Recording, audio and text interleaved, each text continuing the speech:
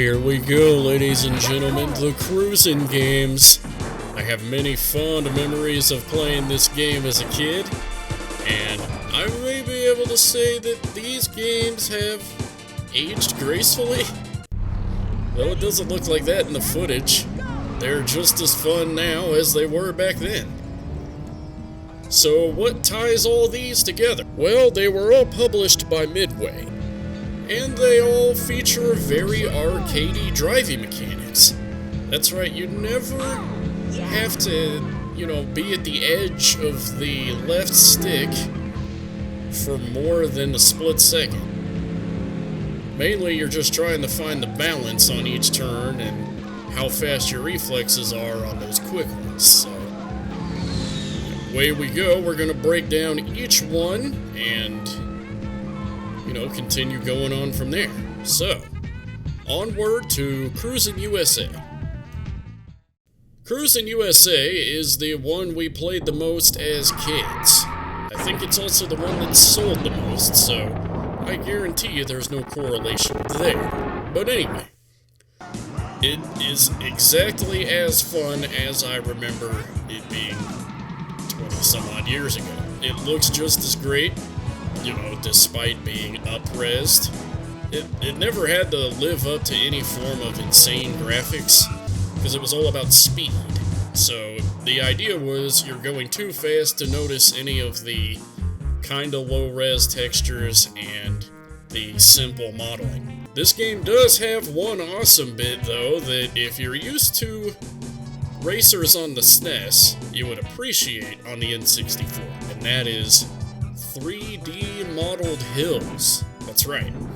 The SNES racing games would generally just, stretch up a graphic to make it look like you were going uphill, whereas in this game, it renders the hills properly. The physics are indeed as wacky as ever, and back when I was a kid, I used to think that there would be a special place in hell for the music composer, but as I grew up, my temperament kind of died down a little bit. These songs are perfectly serviceable, and there are two songs that I genuinely enjoy to listen to, and the fact that this game has a skippable, simulated CD player means that these songs get the most play on my car's stereo system. These two songs being, of course, Roadkill Jam,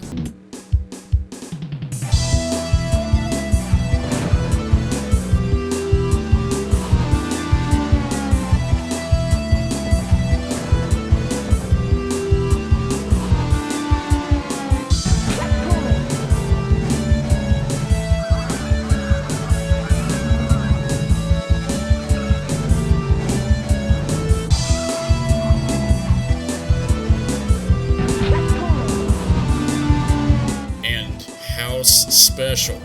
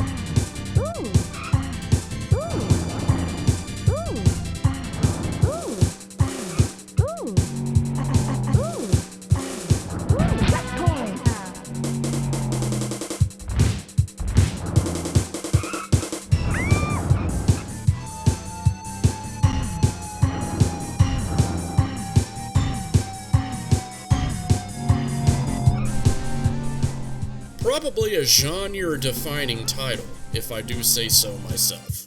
Now, this game has you, of course, cruising the USA. That's the main race. It's the race in the giant middle section of the screen. You can, of course, choose other cities after unlocking them by Cruis'n USA. And generally, you don't want to pay attention to the difficulty level, and that rule kind of goes for all 3 games. Like, it's a general guideline, but it's not something to abide by strictly. The difficulty actually feels kind of random in these games. Cruising in these levels is awesome. Again, the arcade driving is just so fun. Warms my heart every time I play. If you want realistic driving, I would suggest playing something like Grand Theft Auto 4. I say it warms my heart, but there is one level in particular that deserves to be mentioned, and that's Chicago. God, that track sucks.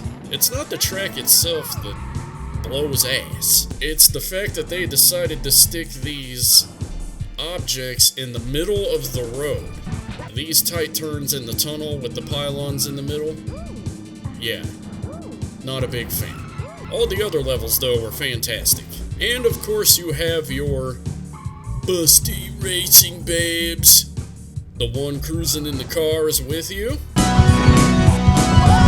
Check it out, San Francisco. We're gonna crash! Oh, wow. And the ones waving the flags, which, in the arcade version, your trophy girl has way less clothing on. About the same amount of clothing that the checkered flag girl has on both versions. Yes. That's Nintendo censorship for you. Let's also not forget the fact that you can drive a car with one hand in this game. Look, Jay, it even works on emulators too. Now we can do our one important thing of being an American. Drinking and driving. Aw, yeah. Let's get this started.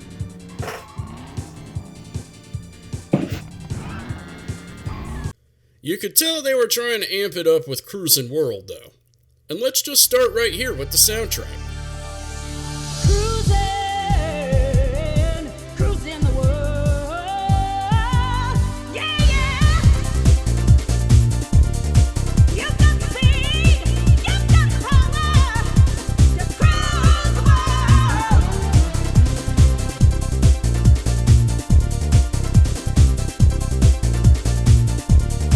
You've got the speed, you've got the power to cruise the world. Cruis'n USA had more of a rock and roll oriented soundtrack, which was getting you ready to cruise the United States, whereas I don't even know what to think about this. Choose your car. I mean, I'm kind of amped up, but if you really want me to get amped up racing, you put on a rock track. It doesn't matter where you're going. Gameplay is roughly the same as Cruis'n USA, big shocker there, but they did make some improvements to the crashing animations, and they also made some improvements to the music. And by some, I mean a lot. For one, there's actual sampled recorded guitar instead of a guitar synthesizer. Checkpoint. And two, I mean, I can always get with a better variety of music. One of the reasons why I love all the Grand Theft Auto games. But of course, since we're cruising the world, we have to have our very extensive and very cliche stereotypes. Yes, stereotypes. Of course, in Japan, cruising through Tokyo is always a fun time. Racing on the Great Wall in China was actually pretty cool. Russia, you can't go through Russia without seeing red stars and a nuclear power plant on fire. You know.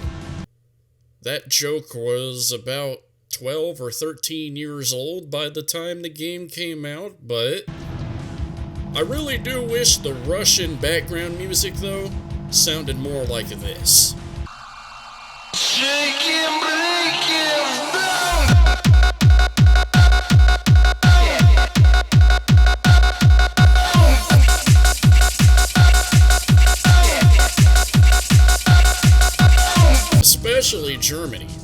is a beautiful place to drive through in the game, and they somehow dodged the bullet of not mentioning the history that we're not supposed to be mentioning, so good for them. France has awesome background music, the first track you hear with vocals, and they're in French. Oui, oui.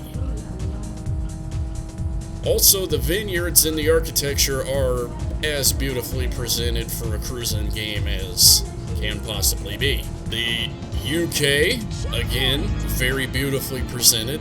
Driving through Old London was a treat. And Basil Fawlty would be proud. All the national motorways are represented as curvy, two-lane roads instead of straight four lanes. So, there you go. Very accurate. And, of course, they had to dip into the temples for Mexico. And whatever stereotypes were missed in Cruis'n USA. I do like how cruising through the bayou with this awesome Asian music kind of happens, because that makes sense. Would have made more sense to put the French song back in there, guys. You know, whatever. And of course, to take some of the fun out of it, they had to revert to the two-handed control scheme of holding the A button down to go, with both Cruis'n World and Cruis'n Exotica. Notable downgrade in the controlling section. Aw, crap. Now I have to keep both hands on the controller. This sucks. And of course, the game had a awesome nugget waiting for me at the end of the credits. We got to race on the moon. This is what I'm talking about. No accurate moon physics of any kind. Your jumps aren't quite as sick as they would be on Earth. But I mean, you get to drive on the freaking moon. How awesome is that? However, the Earth, it's either the Earth or the moon does this weird thing. The Earth always wants to make sure it's right in front of your hood, no matter where in space your car is angled. Or the moon likes to radically shift under your car so that the Earth always stays in the same focal point. I haven't quite figured this one out yet, but it does say physicians are BTFO'd. Not a lot going on for the flat earthers, though, unfortunately.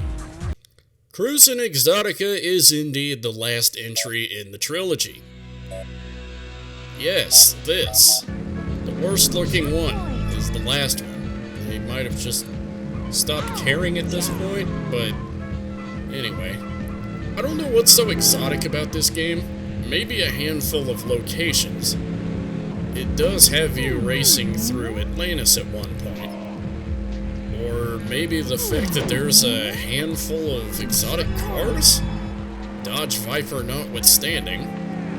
But they did manage to do some improvements to the driving. For one, turning is a lot more accurate. It's not snap. It's not a snap turner. It actually takes time to lean into the turn and come out of the turn. And they also improved the physics, again, just a little bit. The tricks look better. And, you know, the racing still feels the same, though, so all the better for that. The soundtrack, in general, you know, is probably counts just under Cruis'n World, because they don't dare to venture out and do especially a few mainstay things with the music like they did in Cruis'n World. It's a little more toned down. It's still hyper energy. It still sounds like it belongs in a racing game, but it kind of feels same-ish in a way. And I don't remember hearing one, you know, kick-ass rock tune. Instead, it's like that Joe Satriani-esque Engines of Creation type rock, where it's like techno rock, which I'm not complaining about, because Engines of Creation, probably my favorite Satriani album. But, I mean, I would have loved to have heard some actual rock, you know, like in Cruis'n World. Cruis'n Exotica, for some weird reason, also commands a higher price which I have yet to figure out. I think it's just because less people bought it, but it's not groundbreaking in any way. You know, it's just, it's there. It's another entry in the Cruis'n Series. So, it's also the shortest one. I beat this one in about half the time that it took to do the other ones, despite having the increase challenge of having to come in first to advance. There was none of this first, second, or third nonsense like in Cruis'n USA and Cruis'n World. Still only took me half the time to beat. Which is weird, because then it would count as like a third or a fourth of the game. But whatever. Anyway, there they are, the Cruis'n Trilogy. I did the review. Do you feel better? Should I tackle NASCAR 99 next?